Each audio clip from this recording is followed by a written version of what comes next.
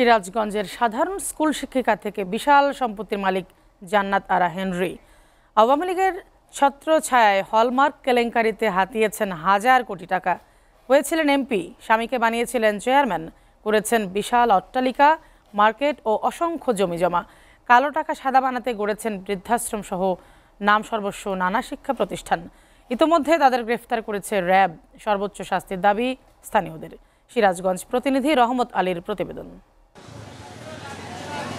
সিরাজগঞ্জ শহরের সবুজ কানন স্কুলের সহকারী শিক্ষিকা জান্নাত আরা হেনরির ছিল একেবারেই সাদামাটা জীবন। শ্বশুর জেলা আওয়ামী লীগের সাবেক সভাপতি মোতাহার হোসেন তালুকদারের মৃত্যুর পর রাজনীতির হাল ধরেন জান্নাত আরা হেনরি। পদ পান কেন্দ্রীয় মহিলা আওয়ামী লীগের বন ও পরিবেশ বিষয়ক সম্পাদকের। 2008 সালের জাতীয় সংসদ নির্বাচনে পেয়ে যান আওয়ামী লীগের মনোনয়ন। তখন তার হলফনামায় সম্পদ দেখানো হয় 6,74,500 টাকার। শিক্ষকতা ও কৃষি থেকে আয় দেখানো হয় 1,22,000 টাকা।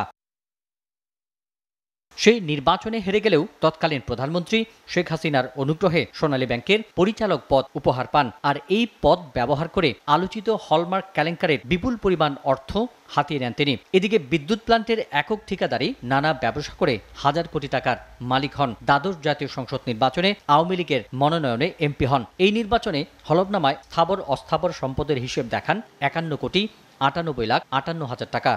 পতিত সরকার তাকে সোনালী ব্যাংকের পরিচালক বানানো হয়। তারপর থেকে তিনি যেন আলাদিনের চেরাগ পায়, তার ভাগ্যের চাকা ঘুরে যায়। হত্যা মামলার সাথে তিনি জড়িত আছেন। আমরা এই ব্যাপারে এই হত্যার সাথে জড়িত জান্নাত আরা তালুকদার হেনরি সহ যারা আরও জড়িত রয়েছেন তাদের আমরা শাস্তির দাবি করছি।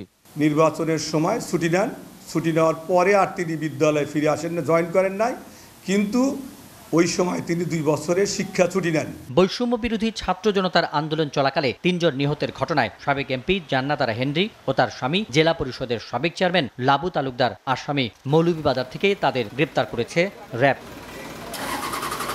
রাজনীতি ও অবৈধ টাকার দাপটে প্রতিপক্ষের উপর হামলা, মামলা, হত্যার মতো জঘন্য কাজে লিপ্ত হেনরির কঠিন বিচারের দাবি জানান মানবাধিকার কর্মীরা। বিগত সরকারের আগের টার্মে যখন সোনালী ব্যাংকের একজন এমডি ডাইরেক্টর হলেন, হঠাৎ করে একজন স্কুল শিক্ষক কি করে হাজার হাজার কোটি টাকার মালিক হলো, এটা আমাদের বোধগম্য নয়। তো তার আদেশের পরিপ্রেক্ষিতে এটা প্রয়োগ করার জন্য হচ্ছে যে অতীতে যে সমস্ত কার্যক্রম হয়েছে, যারা অবৈধ অন্যায়ভাবে অর্থ গ্রহণ করেছেন, ইনকাম করেছেন, তাদের অর্থই প্রয়োগ করা হয়েছে।